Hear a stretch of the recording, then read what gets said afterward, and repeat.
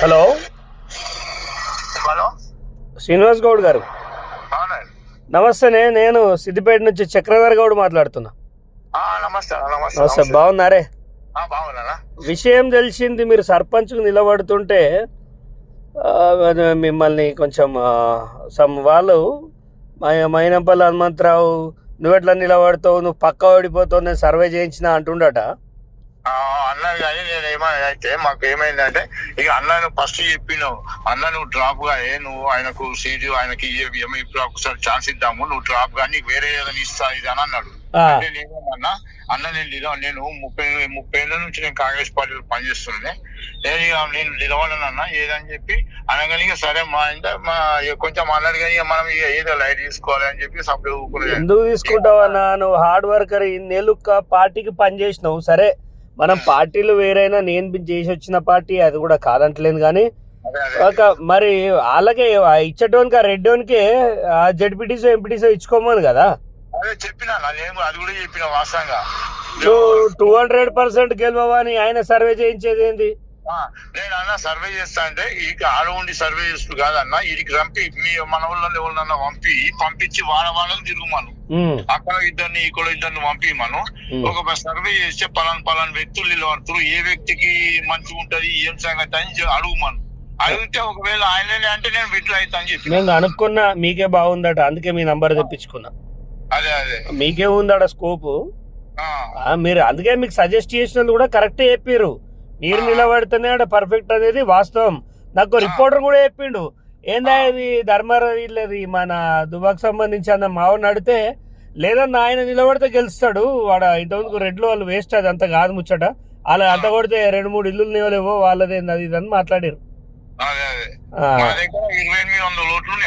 మరి ఇప్పుడు మీరు నిలబడుతురా డ్రాప్ అయ్యారా? మీరు ఎట్టి పరిస్థితిలో నిలబడండి, మీరు పక్కా గెలుస్తారు ఖచ్చితంగా.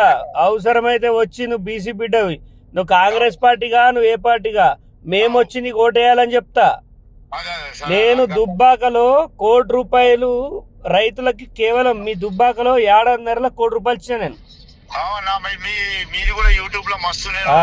నీకు అట్లా ఏం లేదు, మీరు గెలుస్తారు.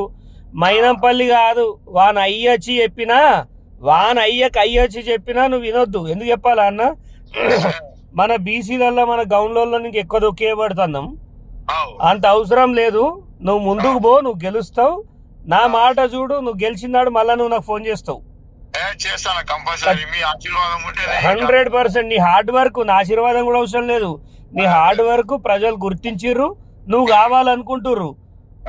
వాడవాడు మైనంపల్లి వాడు రెడ్డి గానికి ఏమని చెప్పడానికి బీసీ మూవ్మెంట్ నడుస్తుంది ఆల్రెడీ బయట. మైనంపల్లికి అంత శాతం అయితే ఆయన సర్వే బరాబర్ అయితే మొన్న ఆయన్నే గెలిచేటోడు కదా. మీరు ఏం వరి కాకండి. మీరు ఇంకొక మాట అన్న, కాంగ్రెస్ పార్టీ ఎవరు అయ్యేది కాదు, గుర్తుపెట్టుకోండి. ఎప్పటి నినాక మొన్నొచ్చిండు మైనంపల్లి. మీరంతా హార్డ్ వర్కర్స్, నిజమైన కార్యకర్తలకి న్యాయం జరగాలని నేను రేవంత్ రెడ్డి గారిని కలిసినప్పుడు చెప్పిన. అన్న గ్రౌండ్లో చాలా చండాలంగా ఉంది మా దగ్గర సిద్దిపేట జిల్లా మొత్తం, మీరు దయచేసి గ్రౌండ్లో అది చేయాలన్నా అని చెప్తే అది ఓర్వలేక ఈ కొంతమంది దొంగనా కొడుకులు అంతా కలిసి అది చేసిర్రు, లేకపోతే నేను పార్టీలోకి వెళ్ళి వచ్చేది కాకుండే. ఇది ఇప్పుడు ఈ హనుమంతన్న కూడా టీఆర్ఎస్ నుంచి కాంగ్రెస్ లో కాగానే టికెట్ ఇచ్చారు, ఈయన కూడా అదే పొజిషన్ లో పోతుండు. ఇగో అన్న, నెక్స్ట్ ఎలక్షన్స్ కి అట్లా జరిగాయి. వాడేదో 100 కోట్లు పెడతా, 200 కోట్లు పెడతా, వాడిని ఈకలు పెట్టుకొని వాడికి ఆయనకి అంత దమ్ముంటే అప్పుడే మల్కాజ్గిరిలో ఖర్చు పెట్టి పీకుడు గాడు గెలవలేకపోయిండు. అన్ని నువ్వు గెలుస్తావు, నువ్వు డ్రాప్ కావద్దు చెప్తానా. లేదు నా మద్దతు 100% ఉంటుంది. నా నంబర్ సేవ్ చేసుకో. నీకు ఎవడు దమ్కి ఇచ్చినా వానికి చేస్తా నేను. నువ్వు గెలవాలి, ఒక గౌడ బిడ్డగా నువ్వు గెలిచి గౌండ్లు రాజకీయాల్లో పాత్ర పోషించాలనేది నా కళ. దానికోసం నేను ఎంతో మంది మార్బలన్నైనా దించుతా నీకోసం. ఓకేనా? థ్యాంక్ యూ అన్న. నమస్తేనే.